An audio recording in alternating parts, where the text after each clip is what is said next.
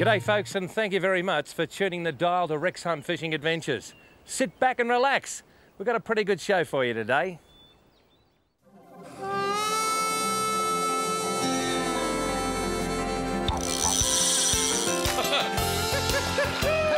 at that! The old bearded birdler, he's in his element. Threw it into his mouth. Unbelievable, mate. It's just like nature. It's what we're all about. I tell you what, This is just fantastic. Wagons, ho! Oh, thank your mother for the rabbits. Just when they think it's safe to come out, it's not an animal! Bang! I guess in the end, that's probably why we all go fishing.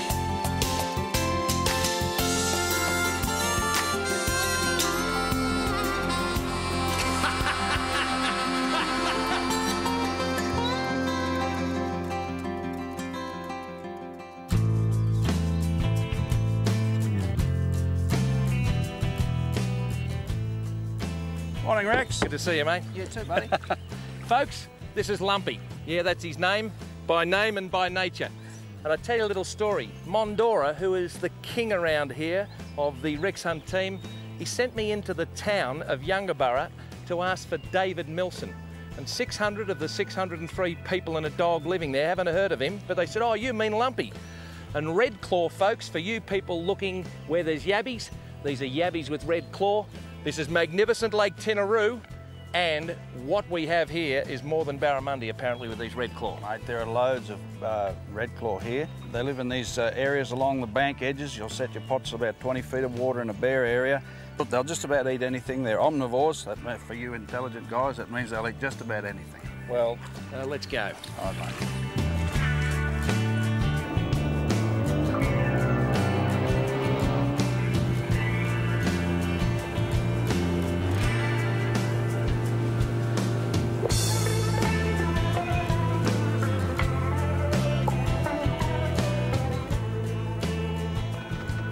Serious body of water, needle in a haystack for the red claw. How do we find them?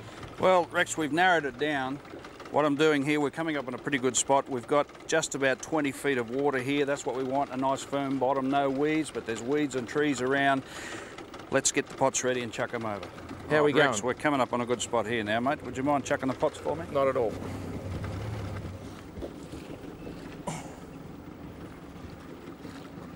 There we go, you can see there's no weed on the sounder. Okay, Rex, we're coming up on a good spot now, mate. Ready? Okay, chuck it.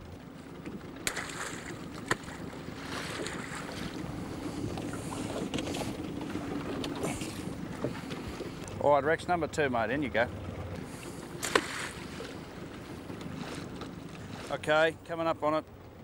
Okay, chuck it. Okay, Lump. All right, lucky last one, Rex. Chuck this one out a little bit further, mate. Okay. Thanks. So our pots are set here in Lake Tinaroo. And kids, all this is fishing. We've got the bait out there. We're hoping for our prey to be attracted by the smell of that bait. They crawl into the nets and yibbida yibbida, we're going to cook them up for a great feed.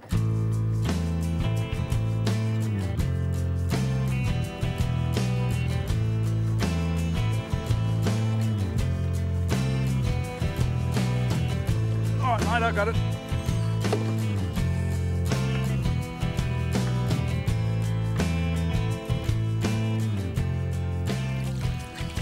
Jackpot. Oh, yeah, there's a couple there. Very good. Now, listen, one of the things we always do, Rex, is try and put as many different types of bait in there as possible. Yep. Well, we've got 3 males in here, Rex. Correct way to pick them up, like all yabbies, I'm assuming. When they won't let go of the net. Yeah. You can see the red patch there. That's actually soft. Feel that. That's quite soft there. That's not It's hard. like a tube, isn't it? Yeah. Yeah. Must have some reason. One assumes so. I don't know why. Paul. You've done that before, haven't you? I have, yeah. I won the actually yabby pulling competition at Barra in the turn of the century. Is that right? I didn't know you were that old. Well, I am. Look at that. Why do you want to hang that one? Yeah, that's just fantastic.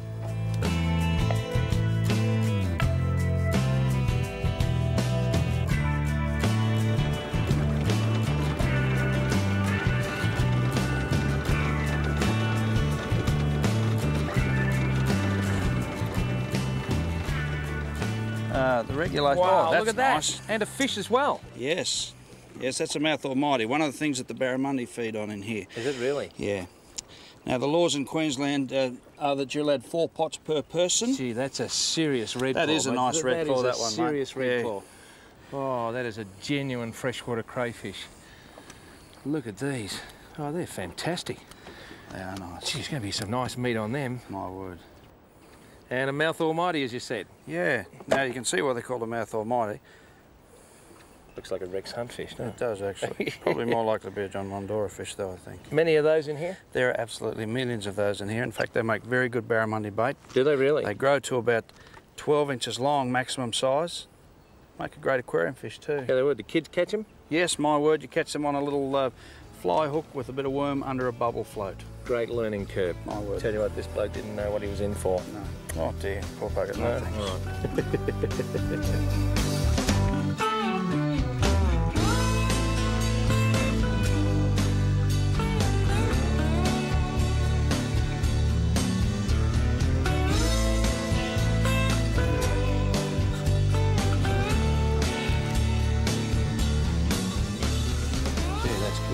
Yeah, beautiful, big size. They are nice. They do get bigger. Do they really? Yeah. Now, well, how many have we got here so far? That's 6. Half a dozen or so. Yeah. We are allowed to have 40 in possession per person. So that means if you catch 40 today, yeah, come back tomorrow, yeah, catch another 40, you're in breach of the law. It's 40 in possession, okay? So you can't have 40 in your freezer and then take another 40 home. But it's 40 per person, so if you've got a number of people in your family, obviously multiply that by 40.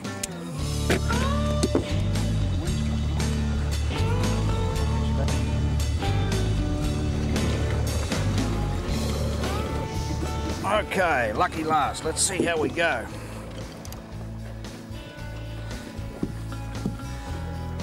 We've got enough there, Rex, for quite a tasty feed. Nice feed, just magnificent. I've heard you are just Mate, one of the kings of we have hit the culinary jackpot delight. here. Look at this. Look at that. There's a bunch. Oh, there's a one that's buried. Now they call it buried because she's got eggs underneath her. I see. Yeah. I'll just pop them in there. I'll get the female out and show you. Just. Now, if you look, they carry the eggs under the tail. Oh yeah. All right. Yeah. Once again, by law, you must throw them back. Yeah. Obviously, we want a sustainable resource if everybody kills them. Look, there's hundreds of them there. There's hundreds of eggs there. They're actually about 2 days away from hatching. Yeah. And they hang on under there for a while as little embryonic type You can see red claw. tiny little eyes right in there. Well, good on you, lady. You go and do your trick. You won't be kissing you. We'll just shake you by the hand. You're going to kiss that no, one. no, back of the neck. But don't do it, kids. There you go, lady. Off you go. And off she goes. We've got a beautiful feed. All well, right. You opened up your big trap and you said that you can cook for me. Well, if you can cook, I can eat. I tell you what, Lumpy's Culinary Delights here on Lake Timaru. We're going to put him under the real spotlight here, son. There we go, mate. Thank you very much. Well, we've caught them and they've been beautifully prepared by our chef, Lumpy. So it's over to you, young man. All right, mate. Look, just before you go starting to cook them, here's a little tip for you. You've obviously got to take the head off. The best way to kill them, by the way, is to put them in the freezer shortly. They just go to sleep. It's not cruel at all. It's very humane. All right, we've taken the head off. Now, the idea is to get this vein out of the back here, which tastes a little bit muddy. 3 flaps there. You take the middle flap, crack it from side to side, pull it, and out comes the vein. Look at that. Yep. That is a great tip. Too easy. Does that work with crayfish as well, you reckon? I don't know. Maybe you should try it, Rex. I will give it a go. Thank you very All much. right. Now, what we're going to do, 2 different ways I want to cook them here today. 2 of my favourite ways. I've split them in half just with a large cleaver. What we're going to do is get a little garlic butter. Garlic butter, okay.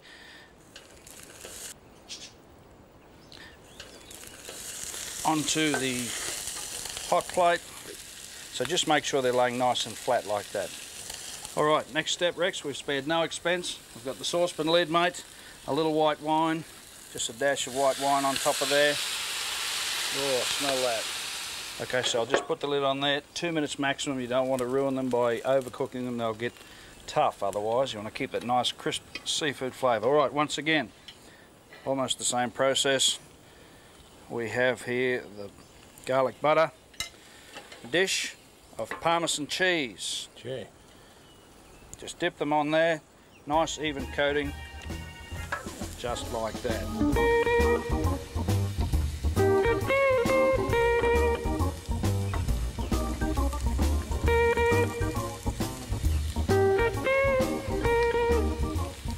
Alright, these look like they're just about ready.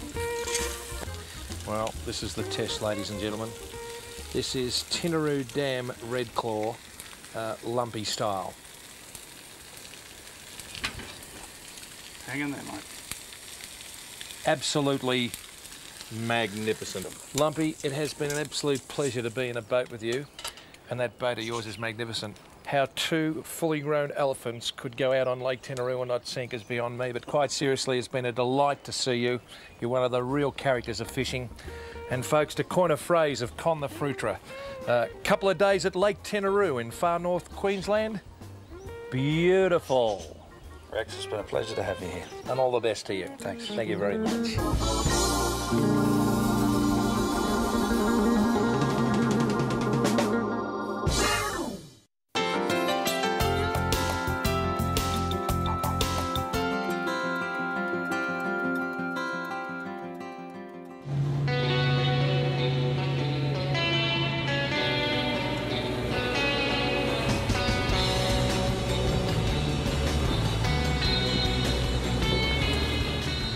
How about this for a day, folks? As the big fella would say, it's absolutely magnificent. It's about 31 degrees.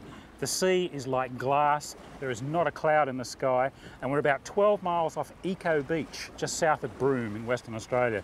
And I'm here with my mate, Jeni Lurch, who's a very keen sport fisherman from Broome. Jeni, Patch has brought us out here in Strike One. He tells us we're over some reef. What are we likely to catch here? We're probably going to catch some snapper today. Maybe a red emperor would be really nice. And a few other reef fish. Red emperor would be really nice. They're one of my favourite eating fish. All right, let's get the baits in there, because I reckon the first one to the bottom is going to be the first one hooked up.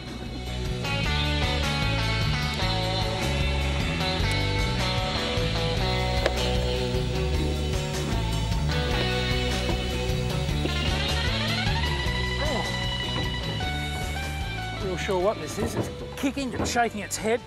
80 feet down, I hooked it, and here it comes. I think it's going to be something for the table. Yep, it's a blue-lined emperor or a nor'wester or a spangled emperor, whatever you want to call it, depending on what part of the country you catch it in. Beautiful table fish. Look at these colours around the eyes and inside the mouth. It's actually red. Look at that. That is just beautiful. Oh, look at the sea snake out here too. I tell you what, it's all happening here. There's plenty of life around. Beautiful. And Patches tells me that these are a great table fish. And I know he's right because I've eaten a few of them myself over the years. So we're going to hang on to this one for a bit of a fry up back at Eco Beach. There you go, Jen, I'm one up. You're letting the side down. Oh no, you've got one. Beauty. What do you got, Jen? Another one for bait. Ooh.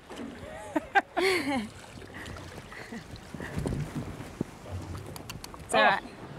This will be for bait for later. Yeah, some sort of little emperor again. You're going to pop that one in the live bait well? Yep. Good stuff. Yeah, we will. Starting to happen.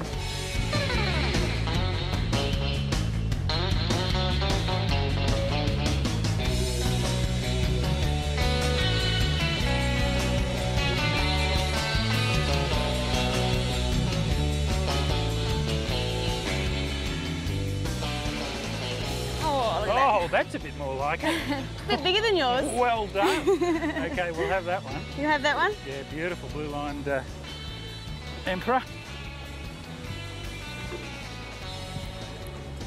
Jen, just while it's gone a little bit quiet at the moment, I've just put this rubber-tailed Popeye jig on for you. Nice big heavy lead head. Go and drop that in. I'm going to see if I can rustle us up some lunch because the worms are starting to nibble. Okay, save me a Kit Kat.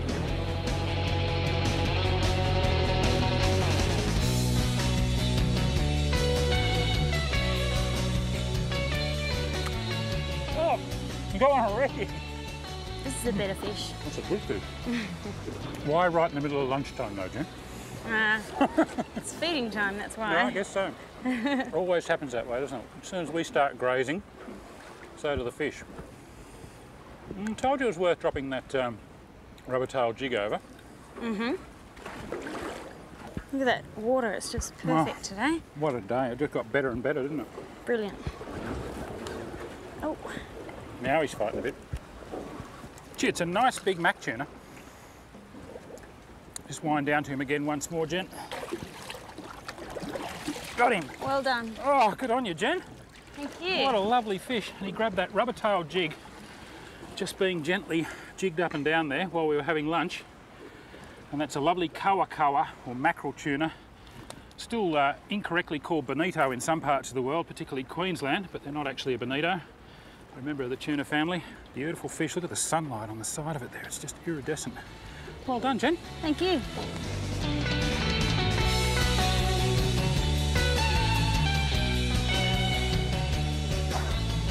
Hey. How was that? There were cobia everywhere there for a minute. Sure were, and they were mighty hungry. Oh, I'll say. Oh, this is great. You know, cobia are one of those fish that I've always wanted. Well, I've caught a couple, but you know, they always seem to elude me wherever I go. Other people catch them. Oh, yes, it's pretty close. Yeah. They're not monstrous ones, but oh, look at that. They're such good-looking fish. I love them. Woo! Oh, look at the stripes. He's really lit up. These fish are found all over the world in tropical and subtropical waters. They're caught in the United States and Africa and all over the place, and they have different names in different places. Some areas they're called sergeant fish, and you can see why, because of the stripes on the side of them. Some places they call them ling, other places lemon fish, but cobia is the most widely accepted name. Come on, mate, I want to release you. How are you going with yours, Jen? Just had another nice big run. But it's take coming. Your time and I'll get this bloke sorted out. Okay. Might just be able to lift him in on the trace. And there he goes. Oh. Oh. Pick him up and give you a look. Oh, there we go. Got it? Hook's out. Yep. How are you going, Jen? You got colour? No, not yet. He's gone pretty deep. All right. There we go. Cobia or black kingfish. Fantastic.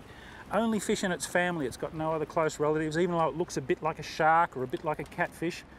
But it's a very unique fish. I'm going to pop this one back in the water because I think Jen's is a bit bigger. And mine's got a leader happening. How you going? Yeah, my leader's just starting to show. You got the leader up? Yep. Oh, that's just fantastic to see in that. that Oh, look water. at him throwing up the bait and the other things that he's eaten. And that's why fish follow each other around when they're hooked up, because they know that's going to happen. Now this one might be a little bit, ooh, I'll tell you what, clips undone too.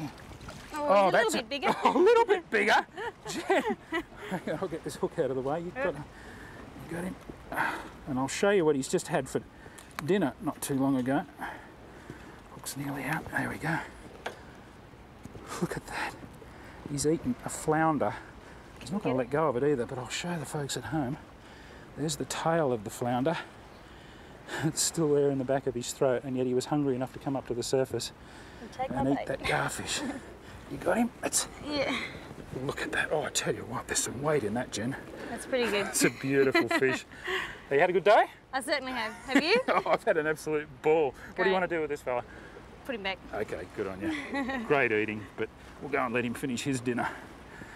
Oh, I'll just lower him in. Whoa, he's away. Ah. Well, Jen, thanks to you and Patches and Strike One, which has lived up to its name again, I've had a fantastic day off Broome. Great.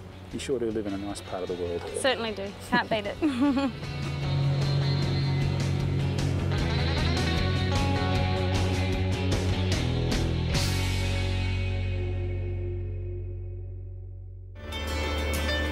Known universally just simply as the Bem. It's probably the last frontier of bream fishing in Australia. With, you could say it's just as good as it was 50 years ago.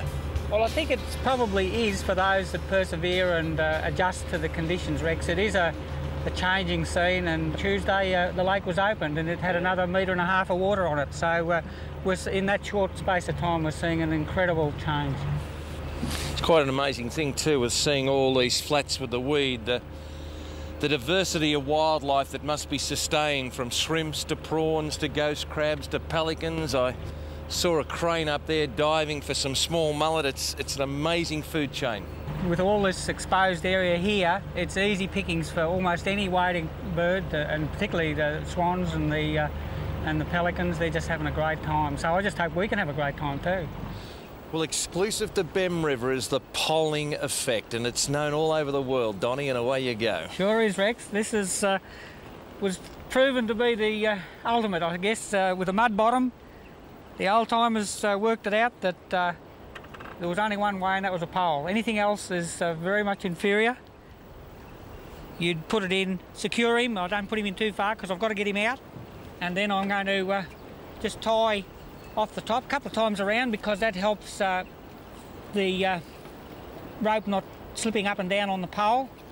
The old-timers worked it out that there was nothing better than a pole in this mud. Anchors don't work anywhere near as well as the mud.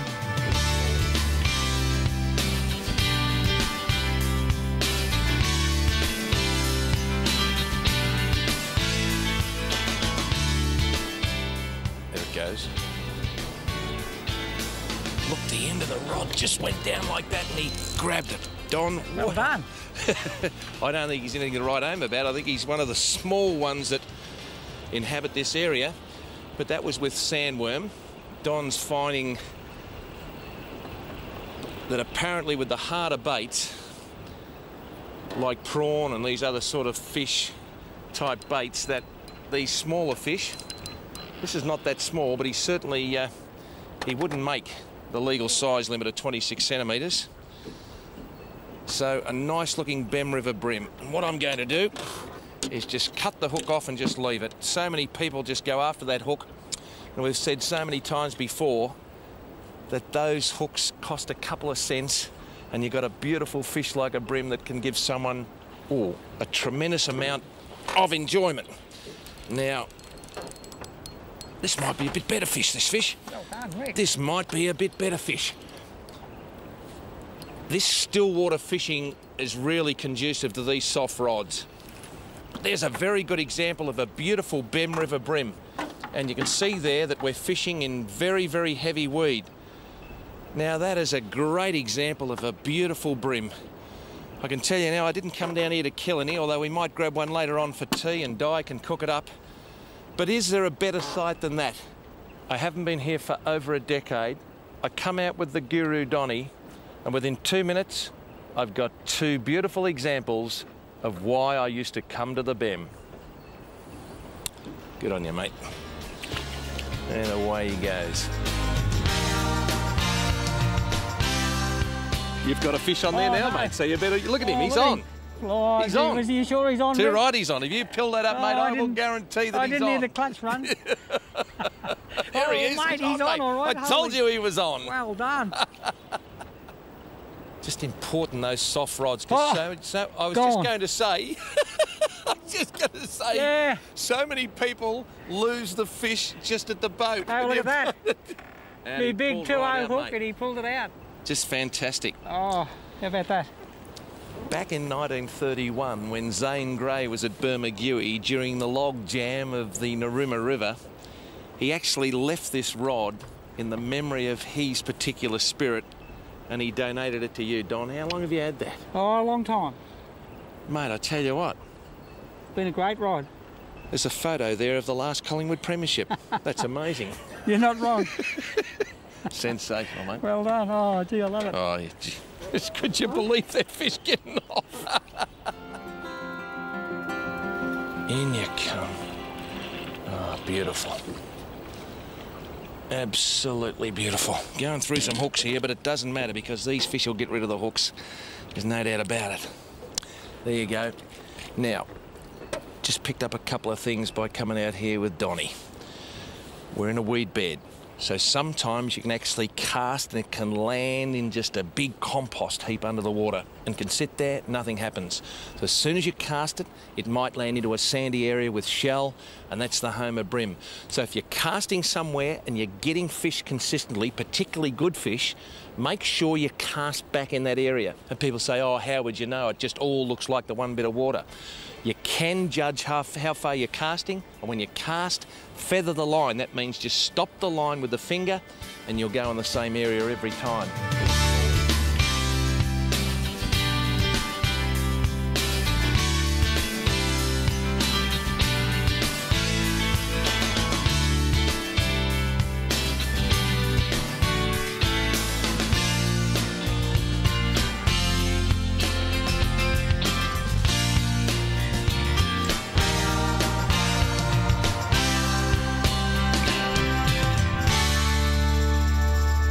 Okay, look, I'm shelling the prawn. People ask me about that, and I say, look, when I eat prawn, I shell them, and I love bream, and I love to catch a bream, and I don't expect them to eat a prawn, shell and all. I perhaps am a bit biased where you think it works and it's only in your mind, and I think that's a pretty good bait. I've left my hook clear, not working yet, but it's about to.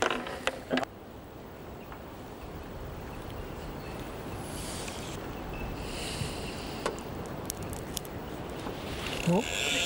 Oh, beautiful. If he does that again, we might have this bloke. Come on, mate. No, he's not there. Gee whiz, what a frustrating thing. Yes, he is, he's there. He and is. a nice fish too. Oh, he's a good one, isn't he? Tell you what. He's a good fish. I like the feel of this one. You like it, don't you? Wow, well, could be a net one, this one. I tell you what, mate, you have put it on the nose of a serious fish. Let's hope you're right, Rex, by crikey. I reckon when you got 40 metres of line out when you did and you had to stop winding and he took line, mate, we haven't got a kiss and release here, mate. Fair enough. I tell you what.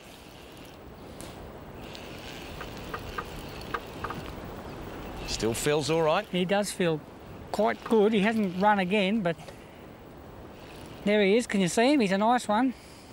Oh, wow. That is a beauty. That is a beauty. That is an absolute beauty. Look at that. Now, that's what we needed. Big lips. Yes. Crunching teeth for the shell. Dead right. And he's got that bait right down. Yeah, now, isn't that just a marvellous example of what Bem River's all about? Well, that's sensational. Just give us a look at the line there, Donnie. And he swallowed that hook, so we'll do the right thing, and you can pop him back. I know, well, a lovely fish, Rex. Isn't that just sensational? A good result for the move. Yep. And that's what it's all about, folks. Fishing with people in the know, who've been here for decades and know when to move and where to go. And it's been a valuable lesson for me today, and I hope you've got something out of it too.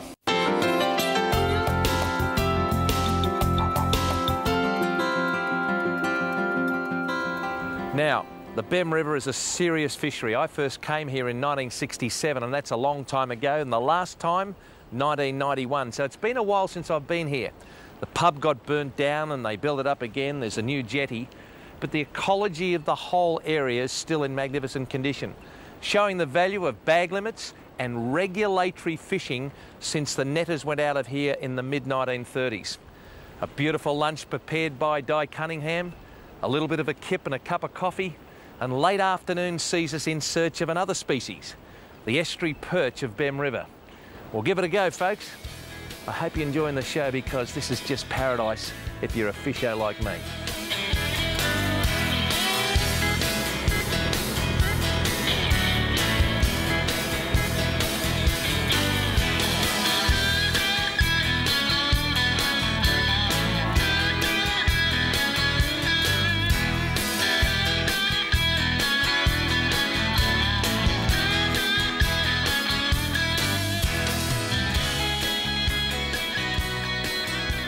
Didn't he slam that? Wow, that was good feeling, I tell you. Was that on the Tassie Devil? Yes, the pink Wow. Tassie Devil, weed and all. Have a look at that.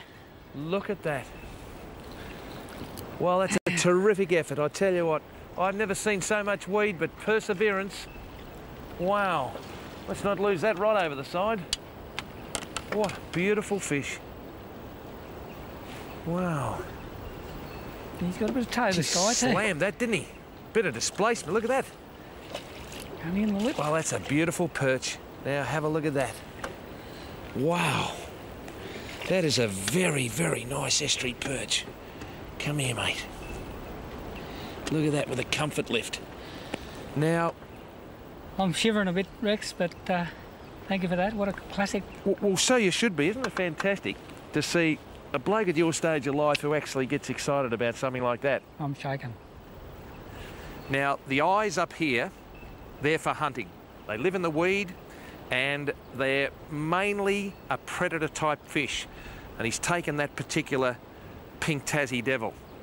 You can see these beautiful dorsal fins and the pectoral fins and the anal fins. And one thing, if you're going to handle them, you want to handle them like I am now. They'll sit there all day.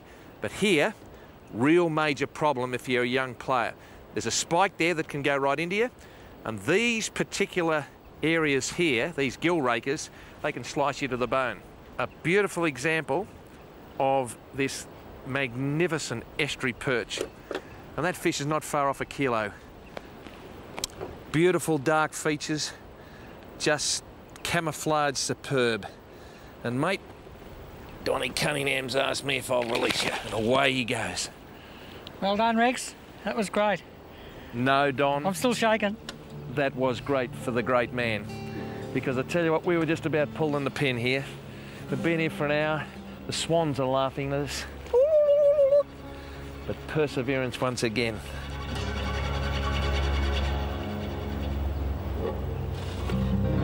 Sorry, Don. They're starting to come on. Right. We've got no light at all.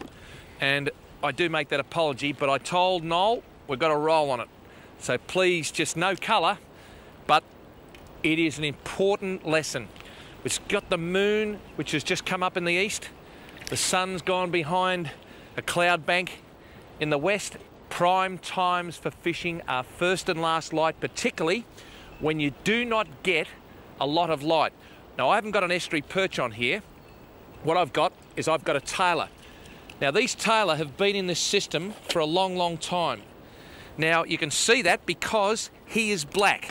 If he'd have been, sorry about that, folks, if he had have been fresh out of the ocean, he would have been as silver as the hair on the side of my cranium. But the lesson is, don't give up until the last piece of light has gone from the sky. We can't film in it, but you people can certainly fish in it. Come out of there. Now, they call him Chopper Tailor because in there, he's got choppers. And he chops up everything, including those lures and whitebait.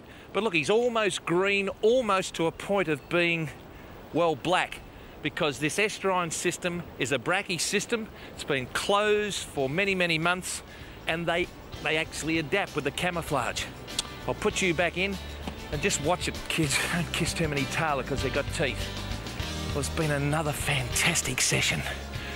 And the lesson is, never give up.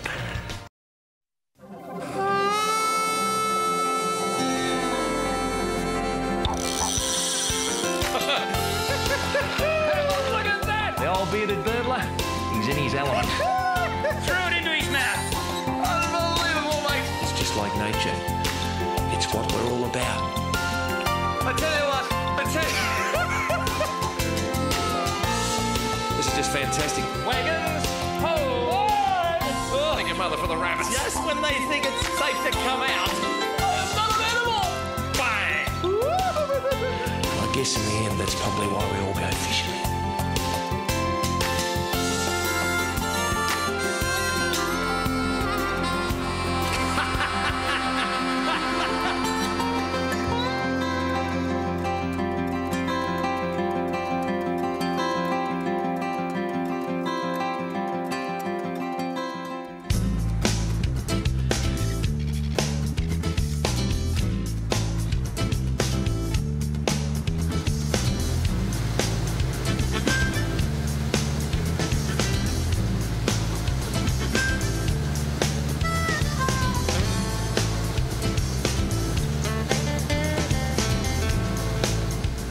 Mid-morning on the west coast of a magnificent island called Croker, facing the magnificent Timor Sea.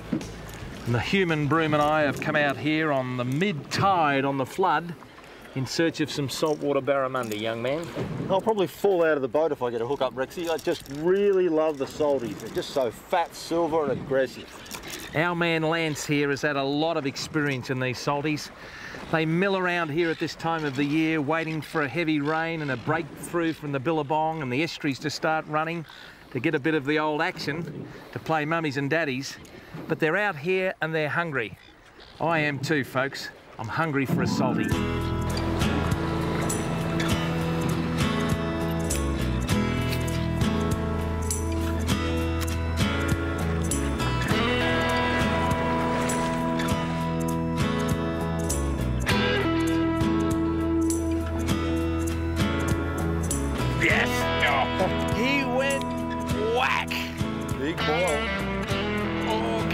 those rocks.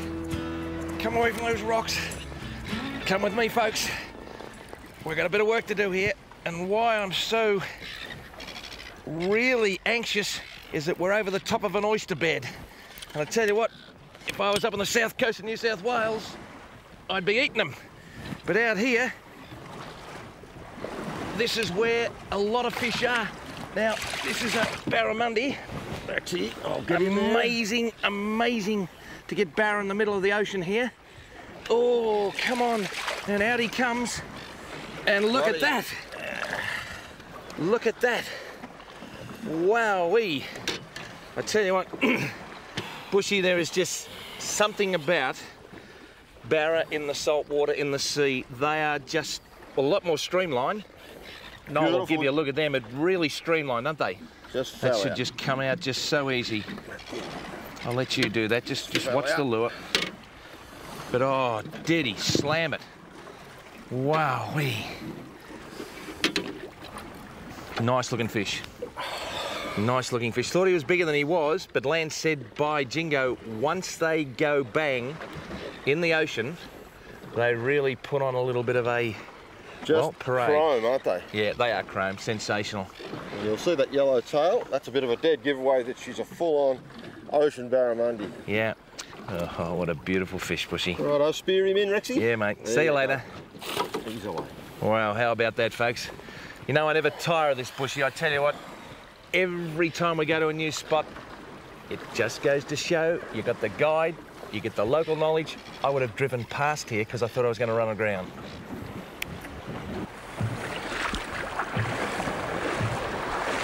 What we're trying to do here is just bump right down over these oyster rocks with the lure, and hopefully a fish will just come out from the side of it and go bang. And I think I might have even had a tap then. I'm not sure whether I just hit an oyster rock or whether it was a fish, but we'll find out.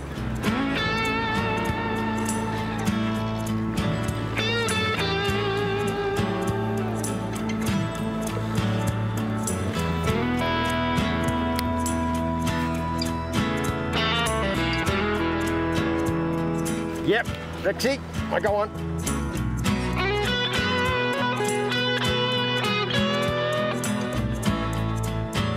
Oh, it's a Barra. It's a nice Barra. It's a nice Barra. It's what we want. Come on, away from that rock.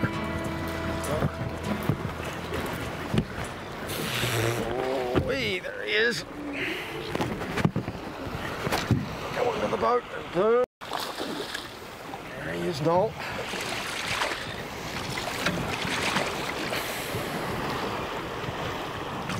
There he comes. Yeehaw! Yes! Woo-hoo-hoo! Thank you. What a nice fish. Ooh. See if we can get the hooks out of this one. Boy, we took a few casts, but he is a lovely fish. Well, there we go. Look at that, a chrome bar. Solid fish. Not a monster, but a very solid fish. And when you catch them around these shallow oyster rocks, they certainly get you going. Boy, oh boy. All right, now there's a local tradition up in these areas. It's when the guide says, Bushy, if you let that fish go and we've got nothing for dinner, you will never come here again. This one is not going back, folks. He's going in the boat. Good on you, Bushman. Isn't he great? Perseverance he mentioned during that particular segment. And he's been here with myself for an hour and a half, just on the other side of the tide, and we knew something might happen. A couple of early fish were good for you folk, but we do put in the time, and so many people say, is it always good fishing? Well, the answer is yes, but we mightn't always catch the fish. But it's great fun anyhow. Hope you're enjoying the show.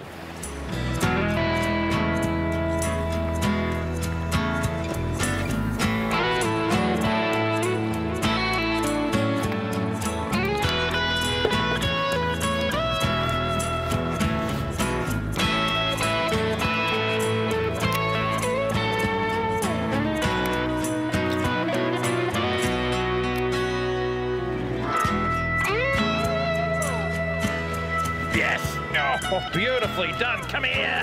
Come here. Beautiful saltwater Barra.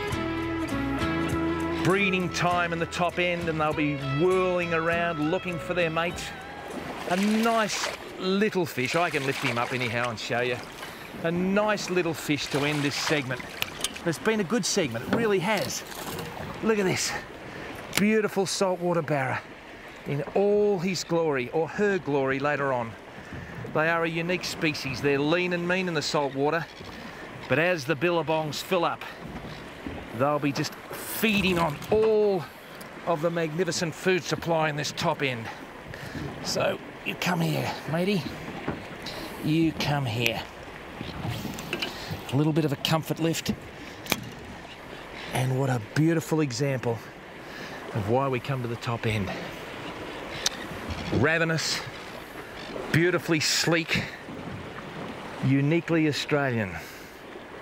Our very own top end barramundi.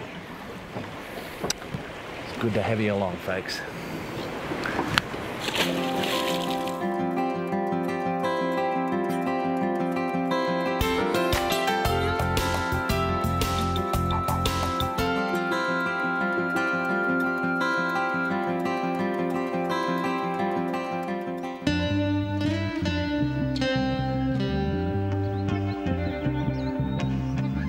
Looks great, Bushy, doesn't it?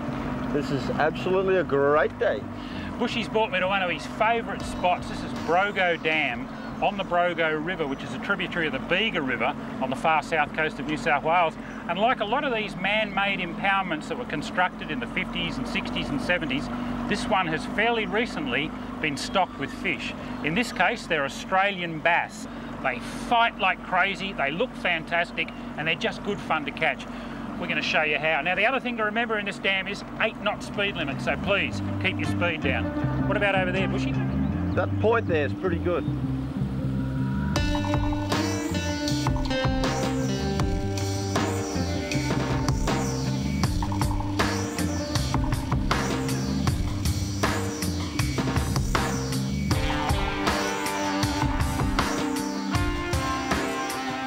Yes! Ooh, that came well out from the bank to hit that. Oh, he's not real big. Oh, gee, hit like a ton of bricks. Aren't they a great looking fish? That's a nice. Oh, the colours in that. Look at the colours on them. And what I like about the fish out of Brogo is every fin is perfect, isn't it? There's not a sore on them. They never seem to have a split fin like some of the stock bass. They're just a beautiful, beautiful fish. He slammed that little spinnerbait. And the nice thing about a spinnerbait is there's just a single hook in there. I've made it semi-barbless. I haven't squashed the barb right down, but I've partially flattened it with a pair of pliers so that it'll come out nice and easily. Ah! And he just released himself. Something tells me we're going to catch a lot more of those along this stretch of bank.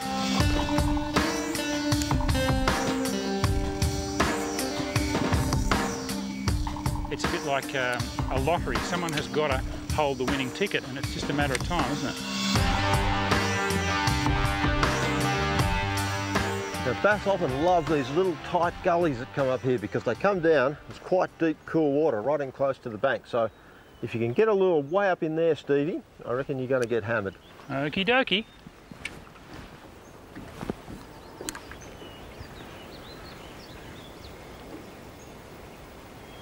I actually meant way up in there on the left-hand side where the bass might be. I see. All right. It's hard to get good help, isn't it? Didn't score many points for that one, eh? No, got absolutely no points. Right up the back, left-hand side of that stick coming out. That's the one. That's the money shot. Oh, got him! Oh, Bushy, you nominated that one pretty well. Oh, yeah. Whoa, that wasn't a pet one you had in there, was it? You've probably caught this one before. Right. That's a nice little fish for Brogo too. It's not too bad when you can nominate a spot like that and throw a lure in. Bushy said my first shot was just a bit short and a bit far to the right. And when I got it in where he wanted me to get it, this little fella was waiting. And the one good thing about bass, if they're in any sort of aggressive mood at all, the first time they see a lure, they grab it. They're not a fish you have to keep throwing the lure in there again and again and again to get them excited like a golden perch or some of the other native fish here in Australia. The bass, if he's in the mood, he just nails it. Now, it's just going to come out of there so easily. There it is. What a chunky little fish, and there he goes back into the water. Have a look at the rock wall, Stevie. Yeah, it's quite a gorge, isn't it? Love it up here. It's a really great spot. You've got rock orchids, there's all sorts of things up there.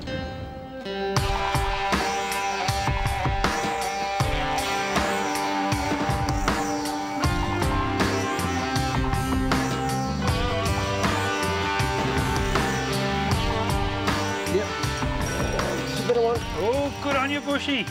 Got me around a tree. Oh, lecky us in there. That's one good thing about the electric motor. It's just a matter of Bushy stomping on the foot control and he can drive us in there.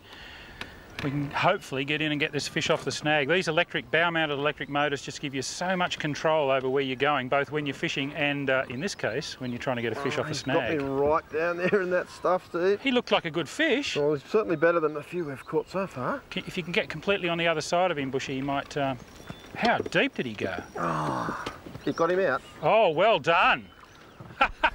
Look at that, he's been down in the weed too. Look at that, he's still not a big fish. If we'd have lost that, we would have thought it was about twice that size. It would have been much better if he got away. We could have made up a story about it. We could have. Yeah, look at them, they're just living jewels. Each individual scale, just the way they're built, you can see why bass is such a favourite. I mean, there are only titchy ones in here yet, but if we get a couple of dry years and they don't go over that wall, this will be just such fun fishing in here.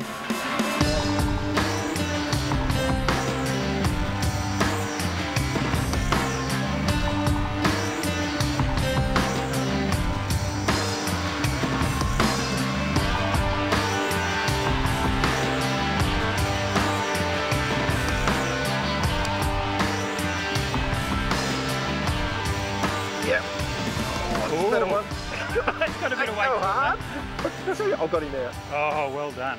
That's a better fish for sure. That's got some weight in it, mate. Yeah, that's a better fish. You got him out of the sticks or what? Yeah, now I have. That one was certainly hit a bit harder. Oh, that's a bit more like it, Bushy. Woo! Bring him in here, mate, and I'll pick him up. Oh, that's a lovely fish. That's the one. Now, you're probably wondering why we're getting excited about a bass that's not particularly huge by a lot of standards, although in a river, I tell you what, I'd be pretty happy to catch a bass like that.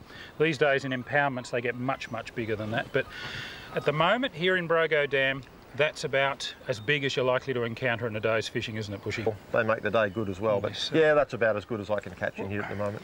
Yeah, he'd be probably a 4 or 5 year old fish from one of the stockings back in the mid to late 90s, and he's one that hasn't gone over the wall yet. Unfortunately, he's now reaching the size, or she is now reaching the size where she probably will run downstream this winter if there are floods over the wall. So that's why these sort of 32 centimetre fish are about as big as we seem to be getting at the moment.